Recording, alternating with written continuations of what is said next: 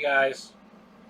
So here we are today, and we got a nice little special feature day, and today we're going to look at my game we just played. Literally, oh gosh, just played it less than 30 minutes ago, and I figured it'd be perfect to for a video and.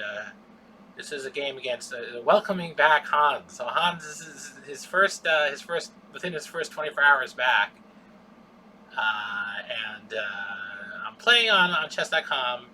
Put out a seek, a 3 minute, and then I see Hans on Twitch. You get paired. So here we are. This was a pretty cool game and pretty fun considering everything. And of course Hans is a strong player, so it's all is a nice. It all adds to a nice. Nice game to look at, and it was quite a nice game. Okay, here we are. So d4. I'm white. We're gonna spring out the YaacAttack. Discuss some ideas. d4, and pawn on dark brick. Knight f6. He plays knight f6, and turn this. Okay. He's building on light. Okay, here we are. E3. Okay. Absolutely. Mini bishop. So pawns on dark. D5. He's clamping down the light.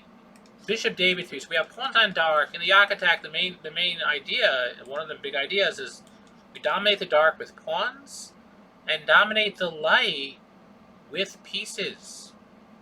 So Bishop David 3 is beginning of a light harmony. C5.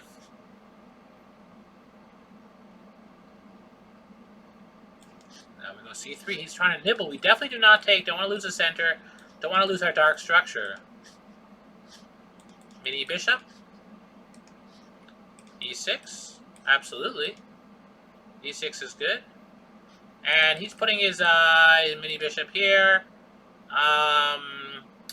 He's trying to get his bishop out, controlling light squares.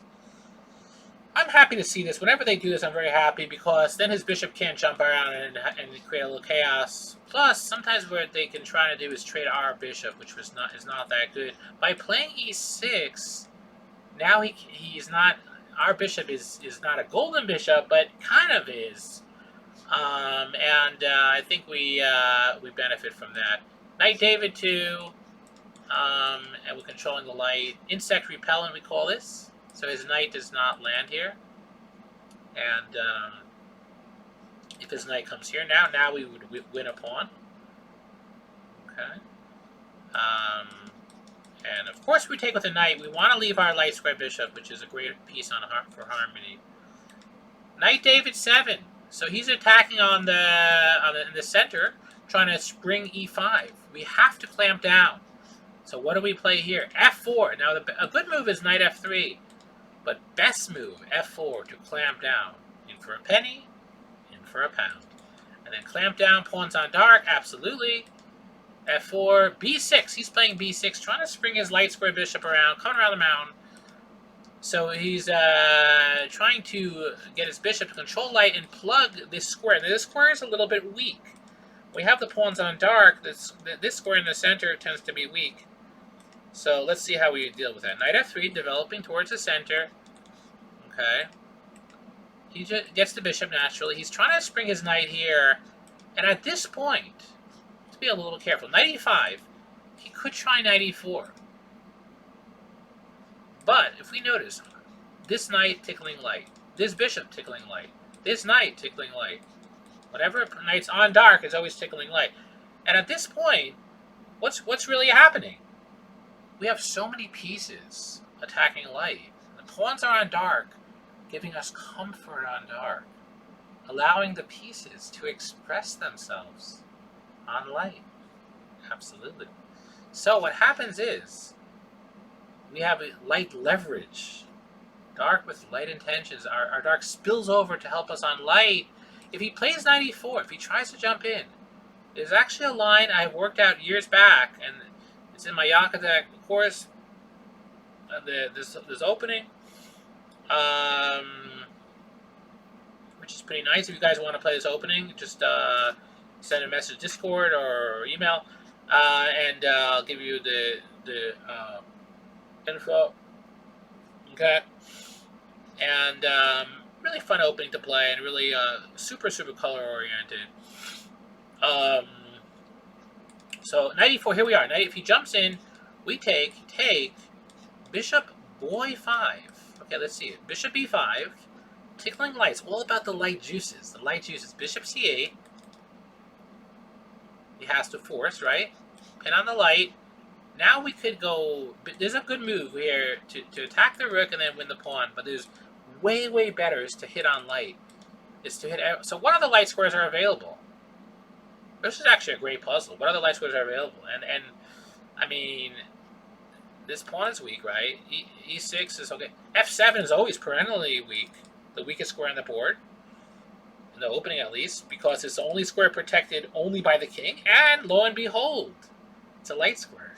If we go queen h5, what good is it? Just g6. We can maybe go castle and play f5, open things up? Maybe. If you guys want to take a moment, there is a really strong move here. White to play. To attack on light. We already have pressure here. Trading will not do much. Queen a4 honestly doesn't really do all that much, probably. He probably scoots away soon enough. White to play. Pause here for a moment. And the answer is f5. Incredible. f5. Because if he takes, he kind of has to. If he doesn't take, then we take, and then we have a new light avenue here. Okay. So if he takes, then queen b3, attack threatening mate. Okay. He goes here, preventing mate. Queen David 5, light with light intentions. Attack the rook. He has to go here, and now it's a really... Knight c6 forks the queen and the rook. However, there's better. If you want, you can pause here. It's really fun and a little puzzle. Pause here. The answer is... even better move. Knight takes. Okay. Threatening. Well, sorry. Threatening just... I mean, it's funny. This is mate. Discover, double check and mate. Light, not a coincidence. But, he takes. Bishop takes. And now we do not trade queens. Instead, tiptoe. Tiptoe. Tiptoe. Tiptoe, Dacha. Check. He has to block whatever he does, and we win the rook. We might win both rooks if he's not careful. Who knows? So that's the whole variation. Really light oriented. The light juices. We're so strong on light that it permeates. Well, on dark rather. We're so comfortable on dark that the light permeates through the dark. That we don't have to worry about dark at all. So we could focus all our pieces onto light. Okay, very nice. So, in the game, he did not do that. Bishop e7, he's trying to castle. Okay, if he goes knight e4, a similar idea. We take, and bishop here, and there's a lot of chaos. We don't get that same variation. Again, f5 is probably not working, because he castles too quick, but you can simply go bishop c6, attack the rook, and then take the pawn. Okay. So, interesting here. Alright, castle. He goes a6, probably to stop that bishop e5 stuff. Now I don't want knight e4, no insects in our dasha, so how do we prevent knight e4?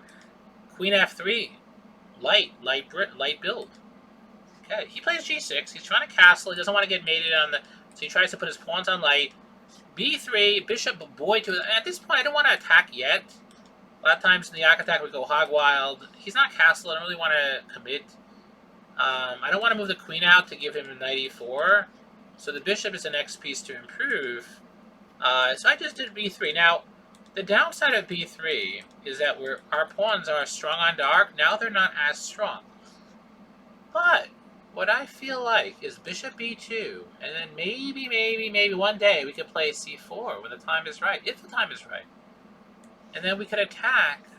We might even consider, like, taking, and then suddenly before we know it, not only are we attacking on light, but we're attacking on dark as well. Okay. dark bishop. Notice g6 makes the dark a little tender, and here we are. Bishop at b3, h5. Okay, he's trying to like make a blockade of sorts. I did ignore. Bishop here, rook c8. At this point, I was feeling like he might play c4. I was a little concerned about the queen. Also, I noticed his pawn is weak, so I went... Oh, I went a4. Yeah. To stop... This was a good move, to stop b5. Yeah, to stop b5. I wanted to clamp down. I also wanted to, like, get that little oozing light. Okay. He takes. Now I take back with the pawn. This pawn is well protected. Again, one day I might play c4. For now, I'm enjoying the position, the solid structure. Also, notice how we have the open e-file. That's nice. Open e-file. Okay. His position is very, like, rigid. He has no flexibility. Anything he does could be the end. Like, in some cases, we just blast through. If he takes, example, if he takes, look at this. It's mate. What color is it made on? Light. Not a coincidence. And here we are. So he plays h4. I play queen e2, which is... He's trying to get that h3 in. Alright. Queen e2 is doing a couple things. For one, it's attacking the pawn. For number two, in some cases... Like, let's say he saves the pawn. I don't know. I kind of think it's okay to play knight takes, check, and then queen takes. And then with winning mate, I mean, it's very difficult for him to stop mate. That being said, I don't know. What if he just goes here? Is there a mate here? My goodness. It's really close. We need our bishop around. I don't know.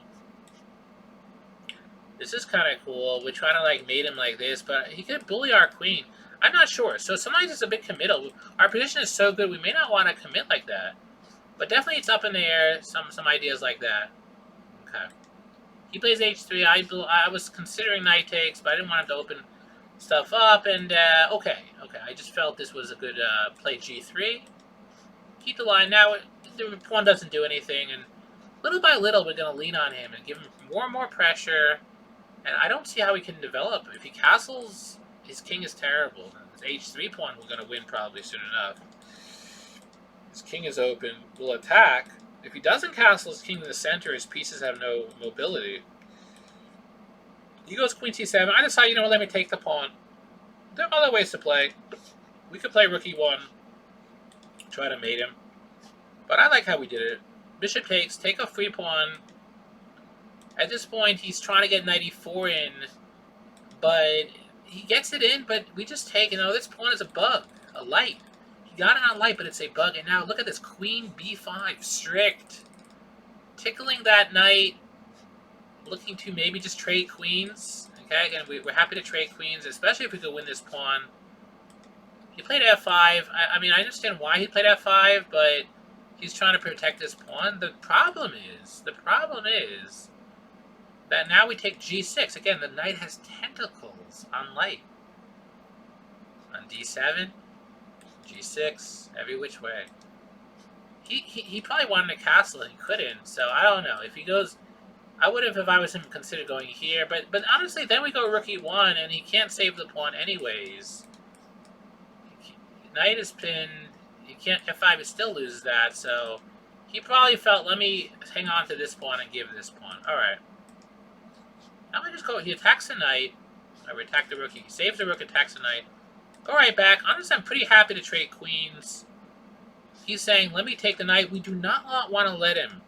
Even though by taking, we would get a golden dark square bishop. But, didn't love the fact that his knight can maybe one day land in our light squares. Okay, there are potentially weak light squares. I don't want to give him an imbalance of a knight versus our dark square bishop to outplay us and get an advantage on light. So what do? Simply take. Oh well, take with the queen is fine. Trade queens. Again, trade queens. We're up 2 pawns. Now, my first instinct during the game was to play king here and here. But it doesn't work. Why is king f2 not good? Take a moment here. The answer is bishop takes f4. Because if we take, then rook g2 and then wins the bishop. Then actually we're not doing well. Alright, so what do? We just go... I went c4. I felt that was pretty good. Clamping down on light. This pawn is solid. I also was thinking of bishop e3. Here, I played... Yeah, wait, why didn't I play bishop here? I don't know. That would have probably been best. Anyway, rook f2.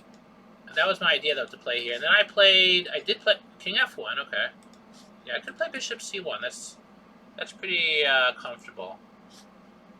And then here, and then here, and then here. And then little by little push the pawns. Yeah, I mean, or rook here, and then it's just over. He takes. You know, he's throwing caution to the winds. He's not much to lose. He's down a couple pawns, so he's trying to get counterplay. Now, I cannot take with... Wait, hold on. If I take with the pawn, Yeah, I'm not sure. Actually, that might have been okay. Anyway, I took with the rook. Trading rooks. He has rook g2. And, yeah, actually, maybe to take with a pawn was even better. But this one, rook g2 gets the pawn. I calculate he gets the pawn, but this pawn is stopped with his bishop. This pawn, king comes and helps if I need... Yeah, king comes right away. I don't want him to cut the king off. You guys see that? If I don't do it, he goes here and here, and maybe there's some shenanigans. You never know. So, king g here right away. King h1, no problem. Now I have a chance to push my passed pawns. He tries to push this pawn, no problem. Notice, I want to push this pawn up the board to get a passed pawn, but you know what? I have two ways. I could go here, but better than that is, I'd rather have both pawns continue. If I go here, I have one pawn. Here, meddles with his pawn. He kind of forces him to take, or me to take, and then I have two pawns instantly. And then the outside passed pawns, outside. So here we are. c5. He goes here, attacks the bishop. I go bishop e1, firm. No hanky-panky, no monkey business. He takes the pawn. I don't mind. I don't care about that pawn. a5, pass pawn must be... Push this. Push again. Notice pawns on light. Pawns on light. Dark. We have the dark bishop with light intentions. Keep that pawns on light, because if we put up pawns on dark, he may block them.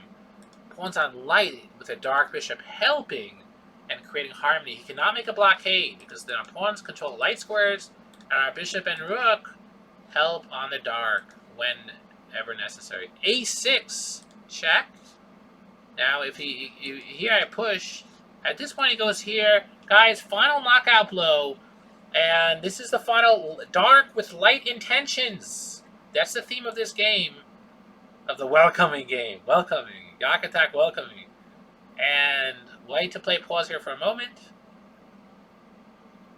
And the answer is b6. That's what I played, and that's where he resigned. The reason why he resigned is because if he takes, then we just queen. And otherwise, we just... Actually, it's funny, he goes here, we just check again, and then we boot him out again. The only other option is to go here, I guess. I mean, right? What else? And then I would not push here. I get blocked. I would push this pawn. Okay, push this pawn. And now if he goes here, we push. And if he goes here, well, that's kind of cool. How we have a new. Now we get the rook to the b file. It's funny. And now he has to block. Tries to block for our only move. And then a7, boot him out, and then b8. So kind of cool rhythm of the pawns. Of course, crushing. We don't even need the bishop, which is interesting. The bishop is always available. And interestingly, if it goes here, by the way, the bishop is also more than capable of getting to a bishop here. And that's that. So, alright. So here we are. This was a nice little game. Some YaacAttack ideas. We have dark with light intentions. And, yeah. I would say if you guys try to jump on, try to play this opening, and let us know any games. And again, if we have a nice course, me and Logazar made it in Chessable, a really nice course. So you guys will definitely like that if you feel like playing this. All right. Thanks for watching. See you soon.